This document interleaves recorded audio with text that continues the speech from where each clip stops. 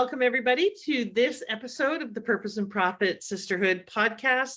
I'm your hostess with mostest, Jeanette Anderson, and today I am here with the fabulous Dr. Emily Levy. I forgot to ask you if it's Levy or Levy.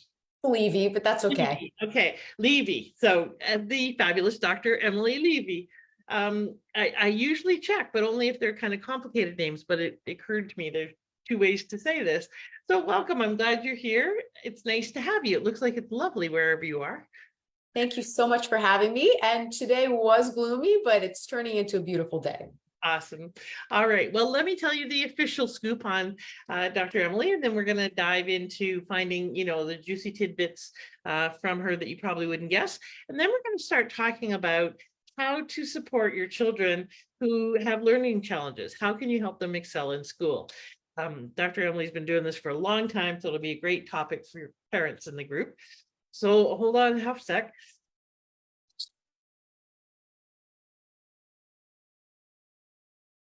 Oh, right there. Okay. So I got choked up about learning challenges. Maybe that says something about me. All right. So let me tell you about Dr. Emily. She's the founder and director of EBL Coaching, a specialized tutoring program that offers individualized one-on-one home, virtual, and on-site instruction using research-based multisensory techniques.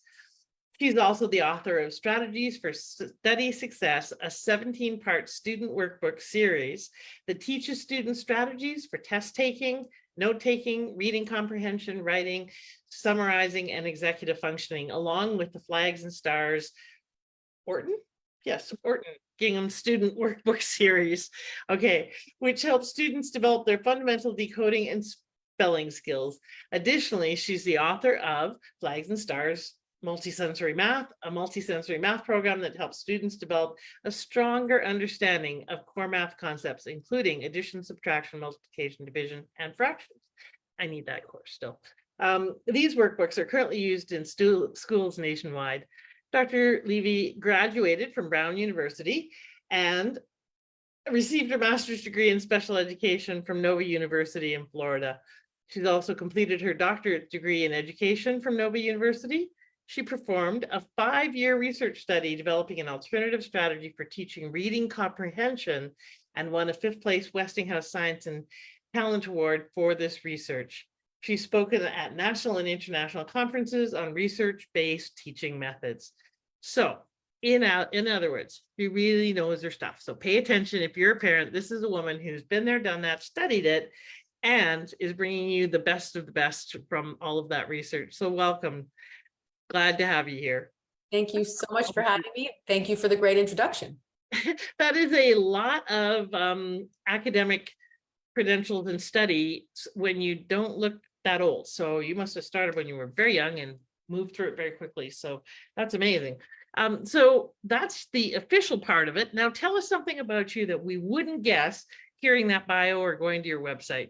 Sure. Well, you may not guess that I grew up my entire life in Florida and was one of the crazier people that moved up Northeast instead of doing the opposite, which is what the rest of the world seems to be doing. But I grew up in the field of special education. So I did start when I was really young. My mother was actually the founder of a school for students with learning disabilities. So I spent my young childhood, starting at a really young age, working at her school and being trained. I feel like it's sort of in my blood. And the other one is that I have 4 beautiful daughters who I am very proud of and make me happy every day. Awesome. That's beautiful. Well, so you literally grew up with it. Not only was it the family business, but it was literally in your blood as well from a very early age. So, so that does speak a little bit to your why, but why are you so passionate about this work? Why does it matter to you so much? Well, I really love that I am able to help so many children and really change their lives. We tend to specialize with kids who struggle in school, struggle academically, and seeing them go from having little to very poor confidence in themselves to thriving in school, to feeling good about themselves, to having strong self-confidence. There's really no feeling in the world that's better than that. Beautiful. And you're right. As actually I was reading this, I was thinking, man, I wish I had had some of this support and ways of thinking about this when I was going through school. and I was an okay student, but it was there were aspects of it that were just didn't resonate with how I think. Everybody thinks differently. We all have a different strengths and skills, and some of it was just downright hard. So you don't just work with kids with ADHD, but all sorts of children that come with any kind of challenges, right? What are some of the things that you're seeing a lot of, especially having just come out of the pandemic, and what are some of the challenges that are happening currently? Sure. So first off, we do work not just with students who have ADHD, but students who have all types of learning challenges and students who don't necessarily have a diagnosis, but might be struggling in school with a skill or a set of skills. So it's really all kinds of learners that we work with. I will say that we have seen significant academic loss since the pandemic. So many kids really missed out on a lot of those foundational skills. And as a result of that, it's like they're missing sort of an early basis of their education. And so what we're trying to do now is fill in those gaps, take a step backwards and make sure they have the foundation so that they can then move forward and thrive in school academically. I'm certainly not schooled in this area in any way and not a parent, but I do have this strong belief from when I was a student, and in terms of what I've seen with a lot of people, especially young people, that often our school doesn't teach us how to think. It teaches us how to memorize and regurgitate, not necessarily how to think. Has that shifted at all lately? Is that part of why kids have so many challenges? Is that it's kind of that way of learning is in my mind, a very specific and narrow way of learning? I think part of that depends on the school and it depends on the district. I think there has been a general shift away from just memorizing information and more into problem solving and critical thinking and really understanding the why. But because of that, sometimes that creates other struggles where kids are just not getting the basics, whether it's their multiplication facts or decoding, sounding out words. So it really just depends. But I would say there's been a general shift more towards critical thinking and less towards strict memorization. Okay, so that's great. I think that's a wonderful shift to see. You mentioned the pandemic and its impact on kids. Obviously, there was a lot of people, parents and non-parents alike, very concerned for children going through the pandemic on a bunch of different levels in terms of quality of education, the need to shift and pivot, parents who, are still trying to work and now have to teach their kids at home, etc., and may not be equipped. Most, many weren't. Has there been any studies or research yet, or is it still too early, on the specific impact on children at various ages that went through the pandemic in terms of what happened for them or to them? I don't think any studies have come out per se, but certainly there's been significant learning loss. They say during the summer, kids have summer slide. This has been, probably a 5 or 6-fold what they might lose during the summer. So no specific research studies, yes, but I'm sure when they come out, it will certainly be significant. Well, that makes a lot of sense. And and I would think that I would think intuitively a part of that is the socialization component, that I think that we learn playing off of one another. We learn against the backdrop of one another. What's your take on the impact of socialization? In other words, being able to actually connect with other kids on children's ability to learn. I think that certainly played a role as well. I think for a very long stretch of time, a lot of kids were learning in isolation. They didn't have the peer-to-peer relationships. They weren't able to bounce ideas off of each other. So I definitely do feel that played a role in it as well. Yeah, challenging all the way around. And the poor parents who had to suddenly become all things to all people, it was very difficult too. Yeah. What do you see as kind of a different take for parents who perhaps have kids with a learning disability or an ADHD diagnosis, recent or otherwise?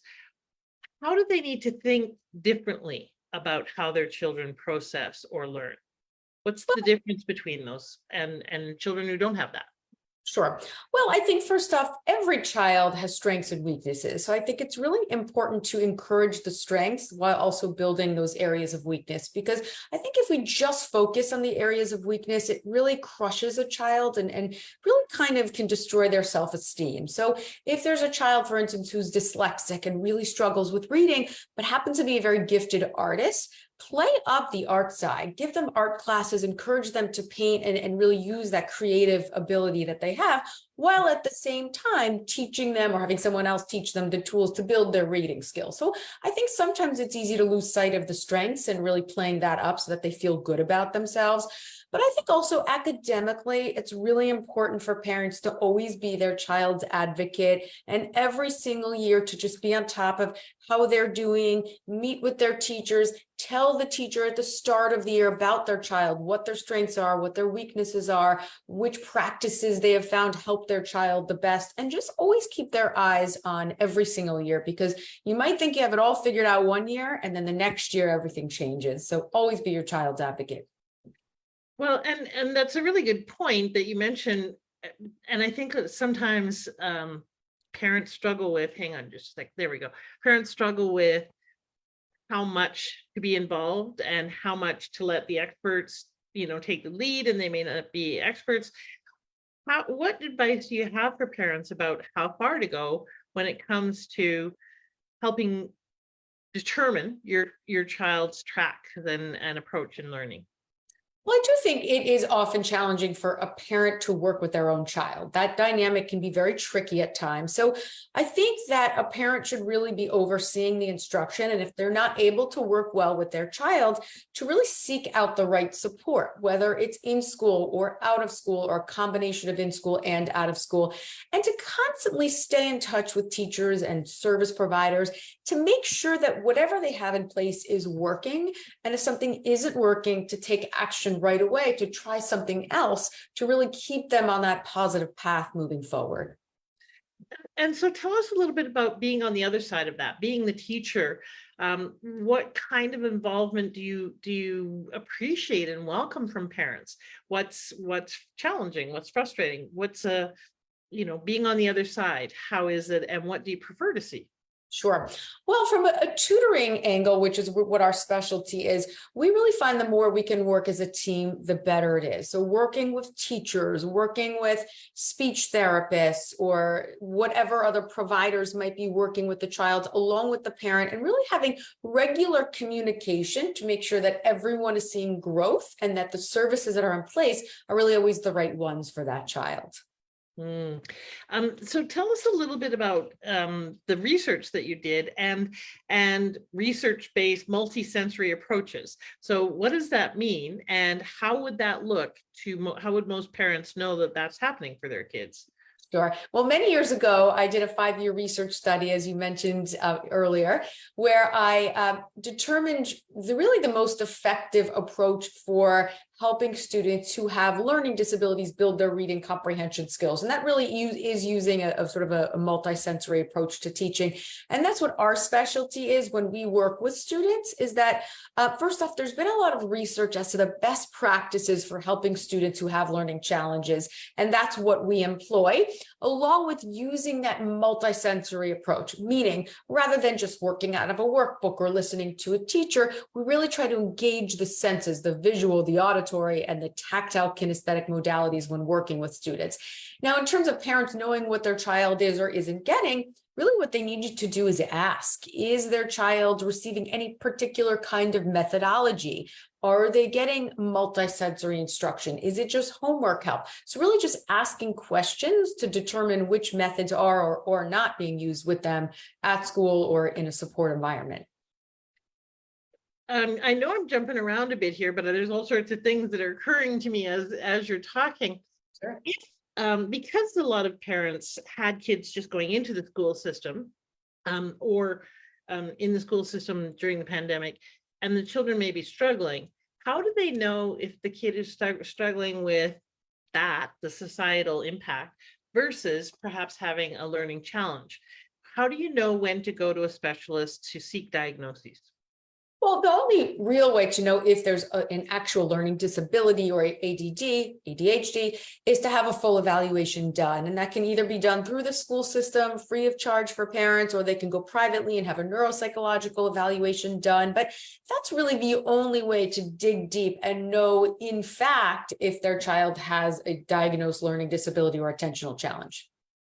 And what's the relationship? Because I know there may be some parents who say, well, I don't want to go down that route because I don't want my child labeled. I don't want them to have the stigma that comes with a label.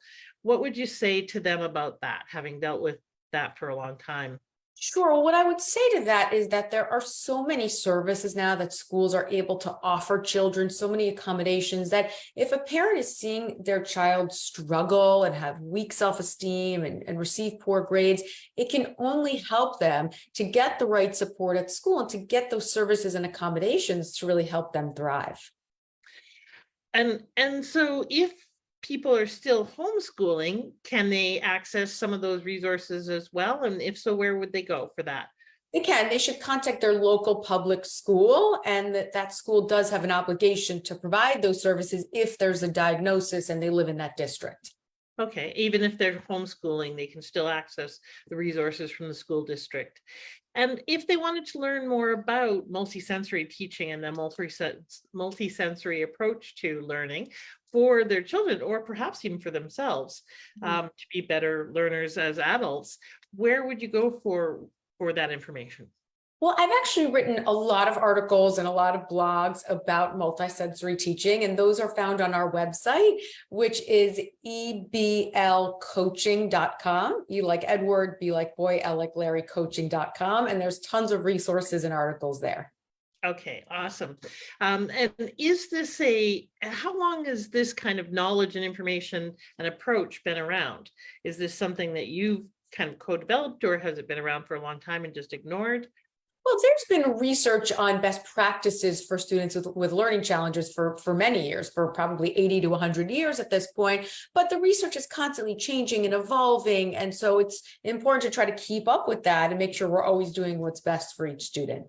And what would you say, having again dealt with kids and children and their parents for a long time, what are some of the biggest challenges that the parents face when dealing with children with disabilities, learning disabilities? That there's a big challenge in them trying to work with their own child. I think that's, as I mentioned before, can be a very difficult relationship, being a parent and also trying to tutor or help your child. I think really watching their child struggle is certainly a big one. I've had many parents cry to me, telling me their stories and what they've seen for their child, and watching their decline, and that's very difficult for parents. And then I think really just seeking the right support and not knowing if they're giving their child the right support, how to find the right support. I think those are some of the challenges that I see parents often facing. Well, and I know that people often can't help but make it about themselves because we're human beings. So I know that there's a lot of parents who sometimes struggle with how it reflects on them, or it must be their fault. Guilt or, approval or embarrassment or whatever it may be.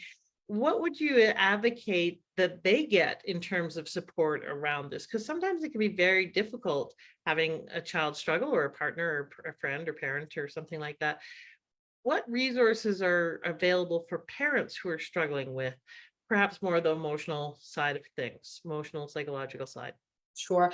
Well, I think first off, there's less and less of a stigma around having a learning disability or having ADHD. Such a significant portion of the population has it that I think first trying to come to terms with that, it's okay. No one's really judging in a negative way if you have a diagnosis like that. I know that can be challenging for parents, but there are lots of support groups, Facebook groups, groups on social media where parents can support each other, read different articles, read each other's stories, and that tends to provide a nice support system for many parents. Great. And if you're a parent who is struggling with this, even if you've been dealing with it for quite a while, reach out and get support, because it can be isolating. It can be challenging anytime we're dealing with any challenges in our life, especially with those we love. It can feel very difficult and disempowering. So information and education is very helpful. Go to sites like Dr. Emily's and read the blogs and read the articles, but also really just getting emotional support, I think, is very important. On the children's side of that, what role do you see that they struggle with the most? And what role does emotional support or support beyond just the learning skills and capabilities play? Yeah, well, I think that along with learning challenges often does come emotional challenges, a lot of anxiety, low self-esteem, depression. So I think on one hand, as we build their academic skills, in turn, we often see growth in their confidence, a reduction in depression, anxiety. But at the same time, seeking the right mental health support is often a very useful tool in addition to getting the right learning support. Mhm. Well, and from the parents that I know, a lot of them felt like their children were really struggling with depression through the pandemic, both because of the isolation, but also because of the struggle with the learning and not feeling good about themselves and really not knowing which to address first, the learning or the emotional side of things. But really, what I'm hearing is both and. Absolutely. All right. And what piece of advice would you have for people who have children who have learning challenges in terms of some practical tips or hints for helping them to deal with that? Like on a day-to-day basis. What are some things in the environment, in how they parent? What are some things that just help with that beyond outside of the books? Sure. Well, I think aside from getting the right tutoring, the right support at school, I think again, always being your child's advocate, but B, really trying to play up their strengths and being positive with them. And if they see any growth, whether it's in their writing or their reading fluency or in their organizational skills, don't just tell them how great they are, but actually show them the growth so that it's real positive reinforcement and that it doesn't seem disingenuous. And I think it's really related to a specific growth and a specific skill. So I think really trying to take that positive approach, show them their growth, try to build their self-esteem, really can do wonders in many aspects of life. Yeah, absolutely. And I think not just parents with their children, but partners with each other, coaches with their clients, bosses with their employees, specific positive feedback about what's working and helps us build on those strengths and creates that sense of being seen for how special we are and unique we are. Is there any books that you would recommend for parents who are looking at deepening their understanding and knowledge of how to deal with children with learning disabilities? Again, your own or other people's. What are the books that you've most found most valuable?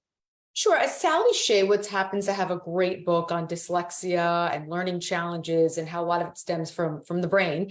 So that's a great book. And then, like you mentioned, I've written a series of books that are very practical that teaches parents and students strategies for how to build their core academic and organizational skills. And those are also on our website, eblcoaching.com. And I'm assuming that these are books that are not just US specific. You happen to be in the US, but a lot of our listeners are all around the world. Are these techniques universal? Absolutely. They can be used with any child all around the world. And you've got 3 learning centers, is that correct? Yes. Are they all in the Northeast? Are they all around the US? Where are they? Our physical locations are in the Northeast area, but we do a tremendous amount of virtual tutoring now, not just nationwide, but worldwide. And we've developed wonderful resources and technologies that we can engage with students on a one-on-one basis virtually as though we were in person. So we're doing a lot of that now. That's really awesome. And I'm assuming because of the multisensory nature of what you advocate, you make a lot of the learning experiential, not just didactic, not just talking about it. So that actually has applications, me as a facilitator and a trainer online and so forth, my ears perk up about, I wonder what's working in that regard. And how do we take that into the workplace? How do we take that into training as coaches and facilitators and trainers? Is there content on there that might be helpful for people around how to make training online more effective?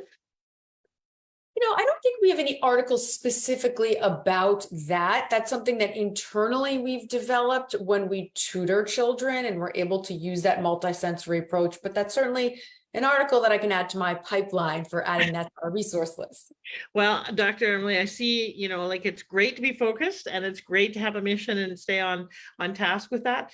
But man, can I see a whole nother revenue stream and product ladder for you in terms of taking these learnings and apply them to adult learning situations, given that there are so many people now in the online learning world. That number is growing exponentially. And there's a lot of bad training out there and a lot of bad education that's just not effective. It's not transformational. It might be at best educational. And so if, you want to talk about that, we can talk about how to create a product line for this market, because I think there's a tremendous amount of need for it. Because, I'm a big advocate of people not just getting more information, but getting information they can apply and that resonates and that they can integrate so that they can actually do the work and make the difference. Same with educating our kids. It's not just about more data going in. It's about how do they get it so that they can use it. And so I really appreciate that you're advocating best practices that help them with that. So tell us a little bit about your centers, how people can find out more about you, connect with you. Sure. So our specialty is one-on-one tutoring for students with any kind of learning challenge, learning difficulty, reading, spelling, writing, math, organizational skills, study skills. That's all our area of expertise. And like I mentioned, we do a tremendous amount of work nationwide, worldwide. We have a wonderful team of instructors, and we've been able to help so many children. The best way to find out about us is on our website, again, eblcoaching.com. And then we also have Facebook and Instagram handles where there's lots of articles and other information there as well. All right. And I'm going to put all of that into the chat in the show notes below. What does EBL stand for? Two things. One is my initials, Emily Beth Levy, and the other is evidence-based learning. Oh, that's handy that it works that way. Very well. That's perfect. All right. And what's one final thing that you'd like to leave everyone with in terms of really just how do we think about supporting our children when they're struggling with their learning? I think always try to make sure they're on the right path. Something isn't working, as a parent, when something doesn't feel right, when your child isn't getting the right support, and make changes, take action. Don't wait for the teacher or someone else to let you know late at the end of the school year that your child was struggling all year. Be proactive, be on top of it, and always be your child's best advocate. Thank you so much for that. And thank you for being an advocate and a safe place for a lot of children to come when they're having a hard time, when they're wanting to learn and grow, and for helping them be more effective in the world. By the way, is there a limit to the age of the people that you help? Because I know there's a lot of people who are diagnosed later in life with learning disability. We start as young as age 3, and we go all the way up through adults into their 80s and beyond. Okay. All right. So you're always a child, always able to learn more, and always available to grow. Thank you so much for being here. We'll share that information, and I really appreciate your stand for I don't want to use this cliche, but no child left behind, to really be an advocate and to help them learn and grow by working on strength. Appreciate you and appreciate the work you do. Thank you so much. And it's been a real pleasure being here. Thanks so much. And we look forward to seeing all of you on our next show. And check out the afterwards that we do here as well, when I have some additional thoughts or trainings on some of the topics that we're looking at. Take care, everybody. Have a bodacious week. Bye for now.